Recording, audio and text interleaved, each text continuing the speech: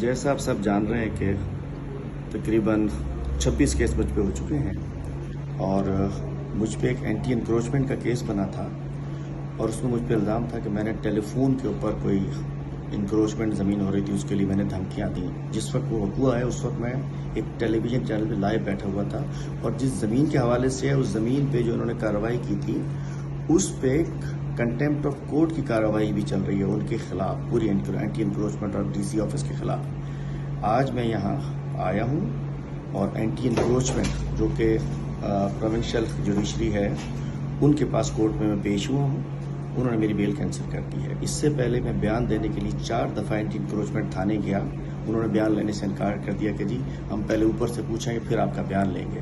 کبھی لاہور سے پکڑتے ہیں، کبھی حیدرآباد سے پکڑتے ہیں۔ آج بھی میں عدالت میں پیش ہوا ہوں، انہوں نے بیل کینسل کر دی کہ جی آپ نے انویسٹیگیشن جوائن نہیں کی۔ میں حیدرآباد میں انویسٹیگیشن جوائن کرنے گیا تھا، وہاں انہوں نے پکڑ لیا تھا۔ میں یہاں 4 دفعہ تھانے گیا، انہوں نے بیان نہیں لیا۔ آج میری ضمانت کینسل ہو چکی ہے اور باہر پوری بہت بڑی تعداد میں پولیس گیٹ عدالت کے باہر کھڑی ہوئی ہے اور یہ ظلم زیادتی صرف میرا قصور یہ ہے کہ میں سندھ کی آواز اٹھاتا ہوں۔